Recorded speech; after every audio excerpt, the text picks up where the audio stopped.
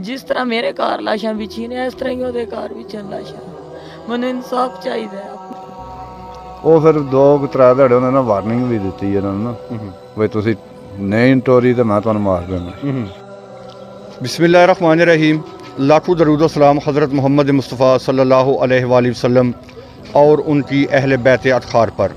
अस्सलाम वालेकुम नाज़रीन, डेली गुजरात के साथ सैयद इब्रार नकवी आपकी खिदमत में हाज़िर है। नाज़रीन, एक इंतहाई अफसोसनाक ख़बर के साथ आपकी खिदमत में हाज़िर हुआ हूँ। अफसोसनाक बात कुछ इस तरह है, मैं आपको बताता चलूँ कि पंजाब के 2 मशहूर डिस्ट्रिक्ट गुजरात और मंडी बहावलदीन, इंसानी जान की कोई कदर व कीमत ही नहीं। हर बंदा अपनी अदालत लगाए बैठा है। कानून नाम की कोई चीज़ नहीं है। रियासती इदारे, कानून नाफज करने वाले इदारे जो हैं ये तमाशाई बने बैठे हैं। हर आए दिन एक मामूली तलख कलामी पर दर्जनों अफराद का कत्ल कर दिया जाता है और कानून भी हरकत में नहीं आता। नाज़रीन, मैं इस वक्त मौजूद हूँ गुजरात लाला मूसा के महल्ला दरबारी महल्ला में मैं इस वक्त मौजूद हूँ। यहाँ जो अफसोसनाक वाक़या पेश है ये इसकी तफसील कुछ इस तरह है कि बाप बेटे को गोलियाँ मारकर मौत के घाट उतार दिया। मुकामी लोग हमारे साथ मौजूद हैं, इनसे हम बात करते हैं ये वक़ूआ कैसे रूनुमा हुआ, इसकी हकीकत क्या है, किस किस को मारा और क्यों मारा और किसने मारा। ये सारी तफसील जानने के लिए हमारे साथ रहिएगा। मुकामी लोग हमारे साथ मौजूद हैं, इनसे हम पूछने की कोशिश करेंगे। भाईजान, इस वाक़े के बारे की मालूमात ने तुहाडे कोल? मालूमात ਇਹਨੇ ਬਾਬੇ ਗੁਲਜ਼ਾਰ ਦਾ ਜਵਾਈ ਸੀ। अच्छा ਤੇ ਉਹਦੀ ਜਿਹੜੀ ਹੈ ਨਾ ਬੇਗਮ ਘਰ ਉਸ ਕੇ ਬੈਠੇ ਸੀ। अच्छा ਤੇ ਰਾਜ਼ੀਨਾਮੇ ਵਾਸਤੇ ਆਉਂਦੇ ਤੇ ਕੋਈ ਨਹੀਂ ਰਾਜ਼ੀਨਾਮਾ ਨਹੀਂ ਹੋਇਆ। अच्छा 2-3 ਬੰਦੇ ਲੈ ਕੇ ਆਏ ਨੇ ਤੇ ਫਿਰ ਰਾਜ਼ੀਨਾਮਾ ਉਹਨੇ ਆਖਿਆ ਖਾਰੀ ਮਕਾਨ ਲੈ ਲਿਆ ਉਹਨੇ ਕਿਰਾਏ ਦੇ। ਸਮਾਨ ਲਿਆਂਦਾ, ਲੈਣ ਆਇਆ ਨਹੀਂ ਗਿਆ।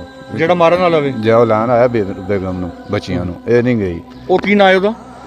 ਉਹਦਾ ਨਾਂ ਅਖਤਰ ਨਾਮ ਹੈ। ਉਹ ਕਿੱਥੇ ਦਾ ਰਹਿਣ ਵਾਲਾ ਹੈ? ਕੰਬਲੇ ਦਾ ਕੰਬਲੇ ਦਾ। ਜੀ। ਸਹੀ। ਇਹ ਗੁਜਰਾਤ ਵਿੱਚ ਹੀ ਹੈ? ਜੀ ਇਹ ਗੁਜਰਾਤ ਵਿੱਚ ਹੀ। ਠੀਕ ਹੈ। ਤੇ ਬਾਅਦ ਵਿੱਚ ਫਿਰ ਉਹਨੇ ਨਾ 1-2 ਬੰਦਿਆਂ ਨੂੰ ਧਮਕੀਆਂ ਦਿੱਤੀਆਂ ਨੇ, ਭਾਈ ਇਹਨਾਂ ਨੂੰ ਸਮਝਾ ਲਓ ਨਹੀਂ ਤਾਂ ਮੈਂ ਮਾਰ ਛੱਡਣਾ। ਅੱਛਾ। ਇਹ ਸਮਝਦੇ ਨਹੀਂ ਪਏ ਤੇ ਮੇਰੀਆਂ ਬੱਚੀਆਂ ਨੇ, ਮੇਰੀ ਬੇਗਮ ਨੇ। ਅੱਛਾ, ਉਹਨੇ ਕਿਹਾ ਮੈਂ ਆਪਣੇ ਸਸੁਰਾਲ ਵਾਲਿਆਂ ਨੂੰ ਮਾਰ ਦੇਵਾਂਗਾ, ਮੇਰਾ ਰਾਜ਼ੀਨਾਮਾ ਕਰਵਾਇਆ ਜਾਏ। ਨਹੀਂ, ਰਾਜ਼ੀਨਾਮਾ ਤਾਂ ਨਹੀਂ। ਉਹਨੇ ਆਖਿਆ ਪਹਿਲਾਂ ਰਾਜ਼ੀਨਾਮਾ ਕਰਾਓ ਨਹੀਂ ਤਾਂ ਮੈਂ ਇਹਨਾਂ ਨੂੰ ਮਾਰਾਂਗਾ। ਮੈਂ ਹਰ ਬੰਦਾ ਲੈ ਕੇ ਆਇਆ, ਮਾਫੀਆਂ ਮੰਗੀਆਂ, ਤਰਲੇ ਕੀਤੇ ਨੇ। ਠੀਕ ਹੈ। ਬਕਾਇਆ ਫਿਰ ਇਹਨਾਂ ਦੇ ਮੀਆਂ ਬੀਵੀ ਦੇ ਆਪਣੇ ਵਿੱਚ ਕੋਈ ਮਸਲੇ ਮਸਾਇਲ ਹੁੰਦੇ ਨੇ, ਉਹਨਾਂ ਦਾ ਤੇ ਅਸੀਂ ਸਮਝ ਨਹੀਂ ਸਕਦੇ ਕੀ ਮਸਲਾ ਮਸਾਇਲ ਹੈ। ਘਰੇਲੂ ਹੀ ਹੈ, ਸਾਨੂੰ ਤਾਂ ਇਤਨਾ ਹੀ ਪਤਾ ਜੀ ਆਉਂਦੇ ਨੇ ਰਾਜ਼ੀਨਾਮਾ ਵਾਸਤੇ ਤੇ ਨਹੀਂ ਪਟੋਰਦੇ। ਉਹ ਫਿਰ 2-3 ਦਿਹਾੜੇ ਉਹਨਾਂ ਨੇ ਵਾਰਨਿੰਗ ਵੀ ਦਿੱਤੀ ਇਹਨਾਂ ਨੂੰ ਨਾ ਵੀ ਤੁਸੀਂ ਨਹੀਂ ਟੋਰੀ ਤੇ ਮੈਂ ਤੁਹਾਨੂੰ ਮਾਰ ਦੇਣਾ।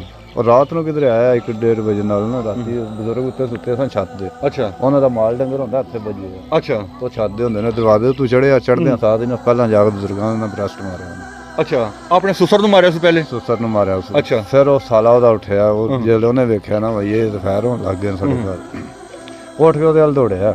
ਅੱਛਾ। ਜਦੋਂ ਉਹਦੇ ਵੱਲ ਦੌੜਿਆ, ਉਹਦੇ ਵੱਲ ਵੀ ਸਿੱਧੇ ਨਾਲ ਫੈਰ ਮਾਰ ਉਹਦੇ ਇਸ ਜਗ੍ਹਾ ਫੈਰ ਲੱਗਾ, ਪਿਛਲੀ ਸਾਈਡ ਤੋਂ ਨਿਕਲ ਗਿਆ। ਅੱਛਾ ਅੱਛਾ। ਉਹ ਦੋਨੋਂ ਬਾਪ ਬੇਟੇ ਦੀ ਡੈਥ ਹੋ ਗਈ? ਡੈਥ ਹੋ ਗਈ। ਤੀਸਰਾ ਜਿਹੜਾ ਭਾਈ ਹੈ ਉਹਨਾਂ ਦਾ, ਦੂਜਾ ਬੇਟਾ ਉਹਨਾਂ ਦਾ ਬਨਾਰਸ, ਅੱਛਾ, ਉਹ ਵੀ ਨੇੜੇ ਆਇਆ ਨਾ ਤੇ ਉਹਦੇ ਵੀ ਨਾ ਇੰਜ਼ਾਫ ਕਰ ਲਿਆ ਉਸ। ਅੱਛਾ। ਅੱਗੋਂ ਕੋਈ ਗੋਲੀ ਫਸ ਗਈ ਹੈ ਕਿ ਮਸਲਾ ਮਸਾਇਲ ਬਣਿਆ ਬਈ ਉਹਦੀ ਕੋਈ ਕਿਸਮਤ ਸੀ। ਅੱਛਾ, ਮਾਰਨ ਵਾਲਾ ਇਕੱਲਾ ਹੀ ਸੀ? ਇਕੱਲਾ ਹੀ ਸੀ ਮਾਰਨ ਵਾਲਾ। ਸਹੀ ਹੋ ਗਿਆ। ਤੋ ਇਹ ਮਾਰ ਕੁੱਟ ਕੇ ਤੇ ਨਿਕਲ ਗਿਆ ਤੇ ਫਿਰ ਸਾਰੇ ਆਪਣੇ ਜੀ ਇਕੱਠੇ ਹੋ ਗਏ ਨੇ। ਇਹ ਉਹਦੇ ਭਾਈ ਦਾ ਘਰ ਹੈ ਸਾਹਮਣੇ, ਇਹ ਨਾਲ ਵੀ ਭਾਈ ਦਾ ਇਸ ਆਪਣੇ ਹੀ ਸਾਰੀ ਬਲਾਦਰੀ ਨੇ। ਸਹੀ ਹੈ। ਤੇ ਉਹ ਵਕੂਏ ਦੇ ਮੌਕੇ ਦੇ ਟਾਈਮ ਦੇ ਤੇ ਕੋਈ ਫਿਰ ਬਲਦੀ 'ਚ ਤੇ ਨਹੀਂ ਨਾ ਵੜਦਾ ਤੇ ਨਾ ਕੋਈ ਕੋਸ਼ਿਸ਼ ਕਰਦਾ, ਕਿਉਂ ਅਗਲਾ ਤੇ ਫਿਰ ਉਹਨੇ ਤੇ ਰੱਖੀ ਹੁੰਦੀ ਹੈ ਤਲੀ ਉੱਤੇ।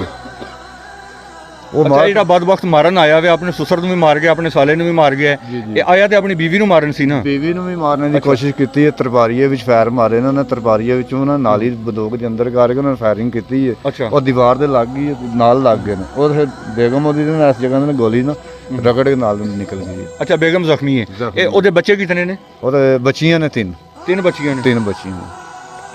नाज़रीन, इंतहाई अफसोसनाक बात तो ये है कि एक बदबख्त बाप जो है वो उसने अपनी बेटियों का हया नहीं किया। मसला तो ये है कि मियाँ बीवी का तनाज़ा था, उसको किसी भी ऐसे तरीके के साथ बैठकर मिलजुल कर हल किया जा सकता। इन गरीबों का घर तो इसने उजाड़ दिया।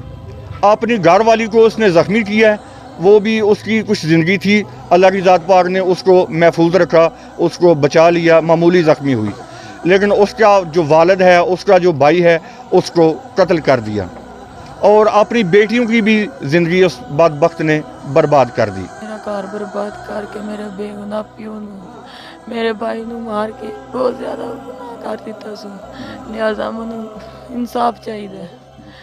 جس طرح میرے گھر لاشاں بچھی نے اس طرح ہی وہ گھر بچن لاشاں، مجھے انصاف چاہیے اپنے باپ دا، اپنی بچیاں دا، اپنے بھائی دا اور اپنا خود، ٹھیک ہے؟ انہیں مجھے بہت دور تک پہنچا دیتا اور بہت ذلیل کیتا سو، ٹھیک ہے؟ ਸਾਡੀ ਅਪੀਲ ਹੈ, ਠੀਕ ਹੈ ਨਾ, ਸਾਨੂੰ ਇਨਸਾਫ ਲੱਭਣਾ ਚਾਹੀਦਾ, ਠੀਕ ਹੈ? ਇਸ ਮਾੜੇ ਬੰਦੇ ਆ ਤੇ ਇਨਸਾਫ ਹੀ ਲੈਣਾ, ਠੀਕ ਹੈ ਨਾ? ਮੇਰੇ ਕੋਲ ਨਹੀਂ ਕਰਨ ਹੁੰਦੀ, ਮੇਰਾ ਦਿਲ ਨਹੀਂ ਕੰਮ ਕਰਦਾ। تو ناظرین، بہت افسوس کے ساتھ اجازت چاہوں گا، مرنے والوں کے جو لواحقین ہیں وہ رو رو کر انصاف کی اپیل کر رہے ہیں، تو اللہ کی ذات پاک ان کو انصاف فراہم کرنا ہے، لیکن قانون نافذ کرنے والے جو ادارے ہیں، حکومت ہے، ریاستی ادارے ہیں، ان کی بھی کچھ ذمہ داریاں ہیں، ان کا بھی کچھ حق بنتا ہے کہ اس بدبخت کو، قاتل کو پکڑ کر کیفر کردار تک پہنچایا جائے۔